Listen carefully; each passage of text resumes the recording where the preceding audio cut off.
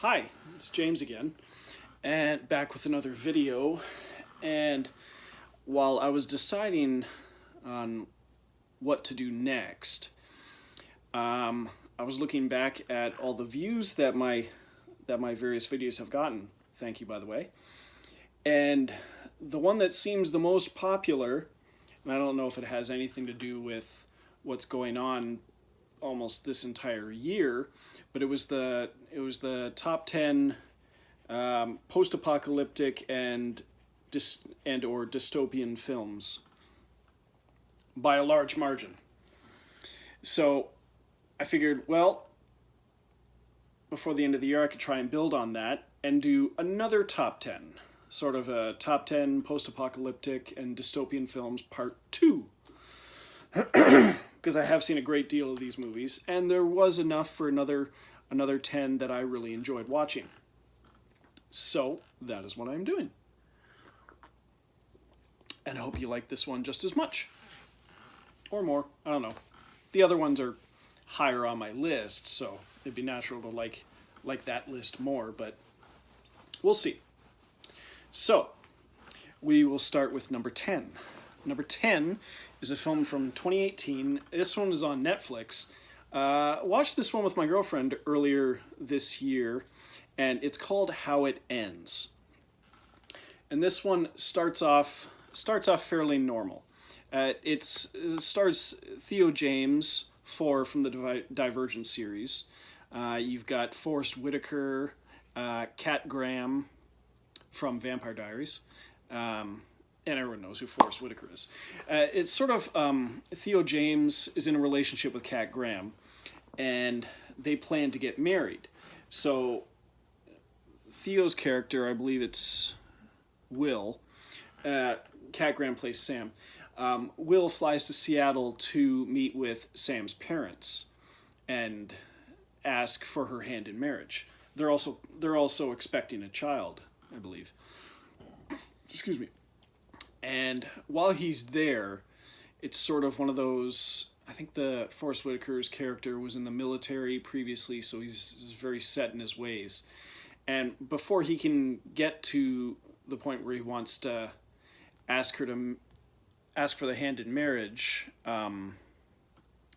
or the fact that they're expecting a child, they have an argument at the dinner table, and they kind of walk off, go their separate ways. Then while he's on a call, while Will is on a call with Sam, they get cut off. She says something's wrong, and they get cut off immediately. And they can't reach her at all. So they decide that Will and Sam's father will travel across the country to get Sam, find out what's going on. And on their way, a bunch of weird shit starts going on. You get electrical storms, soldiers barricading certain roads, won't let anybody out, or let them go a certain way. Electrical storms. It's sort of like, communications are out. It's like electricity's going all wonky. And it's like, well, is it the end of the world? Is it the end of the world happening?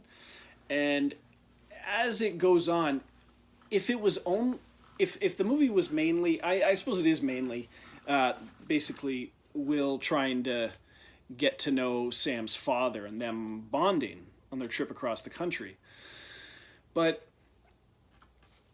I don't think there was enough of that, and it sort of gets cut off abruptly partway through the movie, and it switches its focus back to the world's sort of ending. And you're led to believe at one point near the end that, is the world really ending? Was this a natural catastrophe? Or was this a deliberate attack by someone? So you're kind of on the fence, you don't know. But they do get to one point, I think in Seattle, and just the main city is just obliterated. It looks like what would have happened, Judgment Day, Terminator 2, that kind of thing. Just like everything's in ruins with dust flying all over the place. So you're kind of going back and forth. Well, was this deliberate or was this natural? Is the world actually ending, or is it something else to hide ulterior motives, and it was good. It was well done. I just think maybe not the structure, maybe the content could have been the focus could have been shifted a little bit, but it was all in all, it was good. It just there were some things I wish had been done differently. Just my opinion. So that was How It Ends. Number 9, we've got a Canadian film from 1985. It's called Defcon IV. Very cool poster. Not that it has entirely a lot to do with what you see in the poster.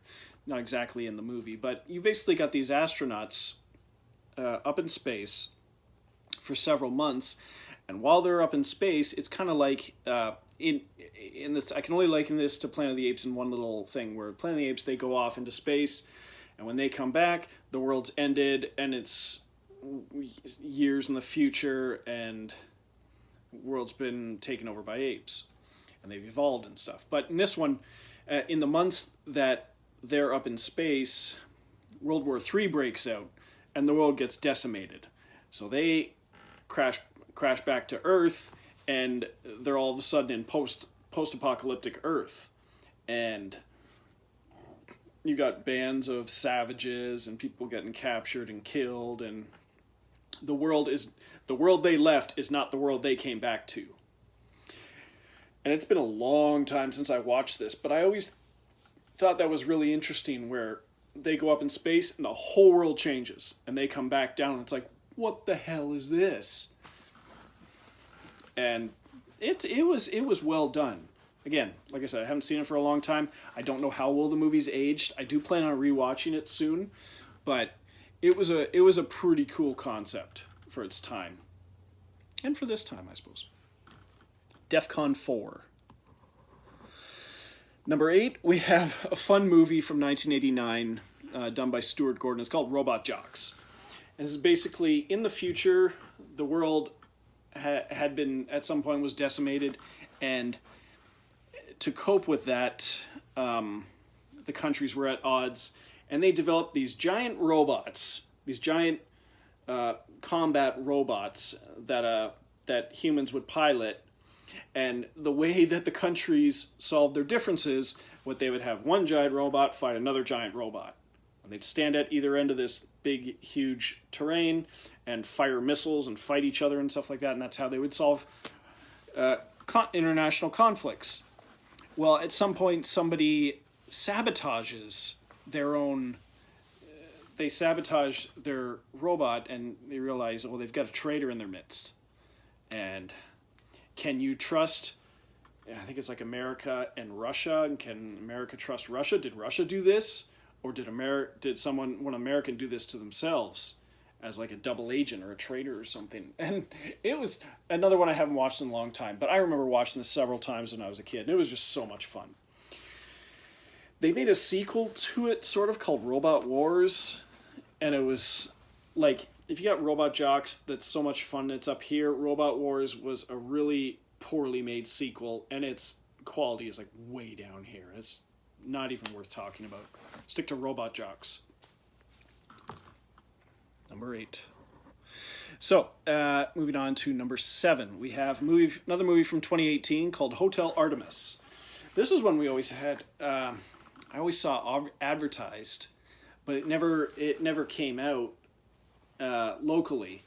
It was a limited release, and this is sort of on the dystopian end, where it's a bleak future, and you get criminals and thieves and assassins and stuff like that. All the criminal elements have a safe haven to go to, and it's this Hotel Artemis, and it's run by Jodie Foster, who never leaves. She has severe agoraphobia after suffering a personal tragedy, and it's basically a hospital for criminals, and there's rules. There's no weapons, no business, and no killing the other guests.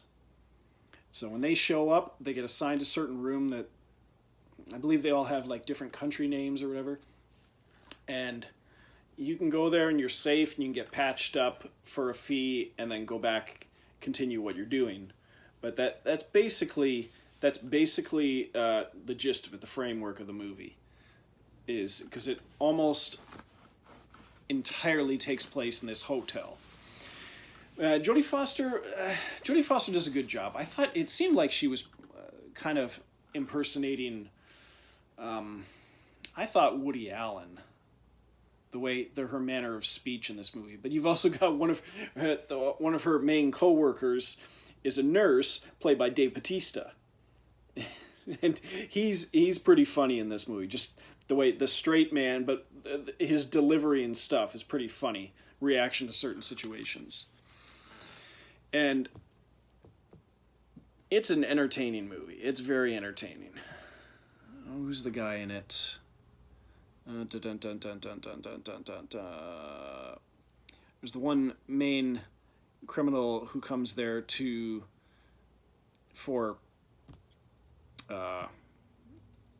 what's the word? Well, to get patched up and whatever. I'm trying to remember his name. Sterling K. Brown. But you've also got Sophia Boutella in there, Jeff Goldblum, Charlie Day. Charlie Day playing a very, very off-kilter role for him. Brian Tyree Henry from Widows is in there. Zachary Quinto, Spock, Siler. Yeah, he's a great actor. So, I would recommend this movie. It's very well done, very, very colorful production design in there. So that's Hotel Artemis.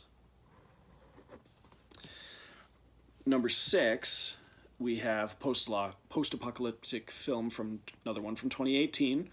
This is called Future World, not to be confused with the sequel to, like, if you watch the TV show Westworld, it was originally based on a sci-fi movie called Westworld, directed by Michael Crichton decades ago. And then they made a sequel to that called Future World. This is not that. This is a post-apocalyptic film co-directed by Bruce Thierry Chung and James Franco, who I'm a big fan of. James Franco also is one of the stars of the movie. He plays one of the main villains. But you've basically got this kid named the Prince, and his mom, I guess the Queen, is Lucy Liu, and she's dying. They're in this location out in the desert called the Oasis, and she's dying, and her son, the Prince, needs to go out into the desert, into the world, to find a cure. And he stumbles upon, basically, there were these, not a race, but a set of cyborgs that were abandoned, and one of them, played by Suki Waterhouse, he comes into contact with her, and he ends up losing her to James Franco, who's one of the sort of like a bad guy from a Mad Max movie, I would say. Leads a band of savages, a bunch of criminals. You've got Snoop Dogg playing another role, Mila Jovovich playing... Who is she? She's known as the drug lord. And it's a good movie. I love the cinematography in this movie, and James Franco does an awesome job at being a menacing villain who gets his hands on the cyborg, her name is Ash, and starts to control her and use her for his purposes. And it's sort of like the Prince is getting from point A to point B to point C to point D to find the cure, just get all the way back to his mom. And it's a good movie. It's very well done. But I always thought of it sort of like this, because you never know what to expect when James Franco makes a movie, because all the ones he's done ones based on poetry, famous literary works. He did The Disaster Artist. He did this, which is a post-apocalyptic film, and all done equally well. And his acting job equally well in each of them, whether it's a big or small part. But this was a cool Mad Max kind of movie. It's called Future World. And I just picked it up just because, well, it's another James Franco directed movie, also starring James Franco, and the cast was great. Cast looked great in it. I'm like, well, I'll give it a shot. Paid off. All right. Number 5, we have a movie from 2014 called Automata. And I always wanted to pick this one up. I just thought it looked interesting by the picture in it. It stars Antonio Banderas, and it's sort of, the world's been decimated by solar flares, and to help rebuild the world, there was another series of robots that were created, and it's kind of like iRobot, where they were created with 2 rules. They can't harm another human being, and they can't improve on themselves, can't modify themselves or other robots. Well, Antonio Banderas' character, Jacques Vauquin, he's an insurance investigator, and he's investigating these robots. He ends up killing one and discovering that it had a nuclear power source that it wasn't supposed to have. And it turns out, like, before he killed it, it claimed that it was modifying itself. So there's these other robots that were built contrary to what they were legally supposed to be built as. And a lot of the scenery is pretty bleak and bland because it's out in the desert and stuff.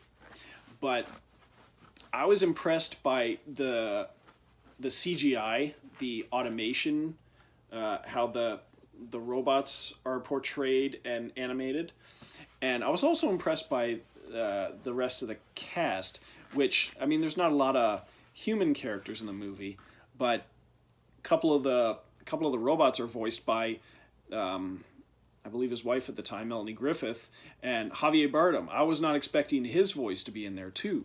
Let me see. We've also got Dylan McDermott in there, Robert Forster, and it's a neat movie and a very, very gorgeous to look at. I won't say too much about it because this is another one. It's just great to experience from beginning to end. It's Automata.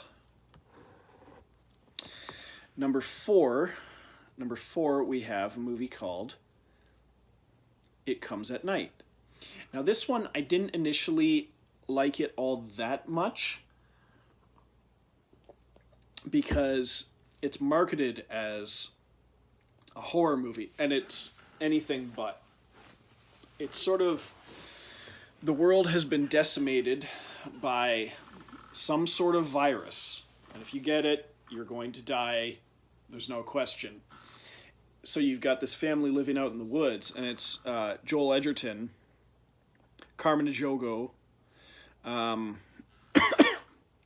I guess their son is played by Kelvin Harrison Jr., and they come upon this couple, Riley Keough. I never pronounce her name right. Riley Keough. She was in Magic Mike. She's Lisa Marie Presley's daughter or granddaughter. I think it's daughter. And Christopher Abbott, who was in this year's Possessor. And it was sort of like they need help, but this family has a strict set of rules in their house. And they end up getting talked into taking them back to their house. And it's like, you need to obey our rules if we're going to survive. Have you met anyone? Do you know what's going on out there? Have you come in contact with any infected people? And the more I've thought about the movie and listened to it when I was walking around or watching it, while it may not be how it was marketed, it can still be a damn good movie. And I found that with The Village and other movies where the trailers make you think it's one thing, but that's not what it is. But what it is, on its own, is very well done, very impressive. The acting in this movie is great, the writing's great, the atmosphere is impressive, and while they don't tell you hardly anything beyond this is how the world ended and it's still going on, they don't tell you what caused it, you don't see anything beyond this house and the surrounding woods. But if you can just focus on what it does give you, what it does tell you, I think you'll be rewarded with an impressive movie. It Comes at Night.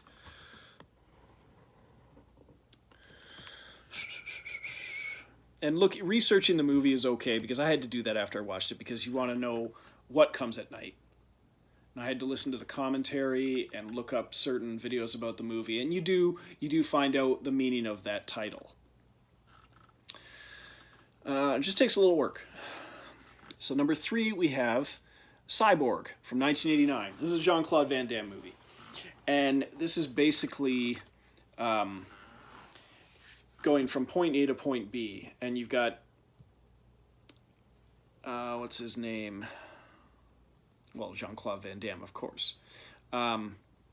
He is, what is he? I think he's called a slinger. And he meets up with Pearl, who is a cyborg. And this is just straight up sort of like Mad Max, where it's post-apocalyptic, nuclear war, and there's not a lot of people left, and they're roving around in gangs and stuff. But Pearl has something in her robot brain that needs to get to these important people in this faraway location. And I don't think they say what is that. And she comes across Jean-Claude Van Damme's character, who is... She basically hires him, talks him into, convinces him, whatever, to escort her from point A to point B. And he picks up another girl on the way as a companion. He rescues her. And they come in contact several times with this group led by Fender. And Fender is played by, what's his name? Vincent Klein. And he's just a menacing badass in this movie. And beats Jean-Claude Van Damme's character pretty soundly a few times. And when they put out the special edition of the Blu-ray not too long ago, I was impressed by how well the movie held up. Or maybe it was just because they did a incredible transfer of the movie. And I guess Van Damme's name is Gibson Rickenbacker. Anyway, he's someone who lost his family and just roams the countryside and working as a slinger. And it's a simple premise, but they make use of Van Damme's martial arts as they did at this time. But I thought it was Albert Pune directed this one. I thought it was a great movie. I still do. Cyborg. They made a sequel or two to it, but I never saw those. They didn't star Van Damme anyway, so they were just like direct-to-video sequels starring someone else. Number 2, we have a movie called Highrise from 2015. This is a Ben Wheatley film. And now, you've heard me mention him before, who did like A Field in England, Kill List, the Netflix remake of Rebecca this year, Free Fire, Down Periscope, I think Down Terrace, which I still haven't been able to find. And this is a gorgeous movie. This would be considered dystopian, but it all takes place in this one high-rise building where each floor of the building sort of has its own class system. And you got Tom Hiddleston as a doctor who moves into the building. The building basically has its school, supermarket. You almost never have to leave this high-rise building for anything, for any reason. You don't need to go outside. Therefore, you almost never go outside the building. It takes place almost entirely in this building. And the guy who designed the building and the ones around it is Jeremy Irons, and he lives at the very top. And as the movie goes on, and Tom Hiddleston's character interacts with all these people... he plays Dr. Robert Lang. As the movie goes on, and there's a quick shot at the beginning, and then the movie flashes back to when it started, and it moves up to the end. The movie ends. The world inside the building ends up descending into chaos, almost like a post-apocalyptic world inside this high-rise building. And you see the end result, and then you go back and watch it all fall apart, basically. Let me see. It's great supporting cast because you've got Tom Hiddleston, Jeremy Irons, Sienna Miller, Luke Evans, Elizabeth Moss, and it's based on a book by J.G. Ballard, who wrote the book that the movie Crash was based on. Not the one that won Best Picture. This was the one about sex and car crashes years before that had James Spader and Deborah Kara Unger and Elias Koteas and stuff in it. But this, and it's, I'd say it's definitely an 18A movie. A lot of language and sex, plenty of violence in this movie. But it's a beautiful looking movie. Very, very well shot. And I highly recommend it. But it's not for the, I would say not for the squeamish. That's Highrise. And we come to number one. Number one is a movie from 2010 called Never Let Me Go. Based on a Japanese novel, but this was sort of, I would say a UK remake, but made by American director Mark Romanek, who's known for a lot of music videos. But he also made that 1 Hour Photo, the really strange, disturbing film with Robin Williams. And this was only his second movie, and he really hasn't directed much. But the two movies he has directed were, like, up here in quality. So, like, he's got a great track record for the small amount of movies he's directed. You've basically got this school, and you've got Andrew Garfield, Keira Knightley, Carey Mulligan, sort of friends, kind of a love triangle going on there, and they live at this school where their purpose in life is to occasionally donate parts of them, like organs and stuff. And they consider it a privilege. It's their role in life. And at some point you donate and you can't donate anymore, and you're basically, you've done your last donation and you're going to die. Not all of them are aware of this.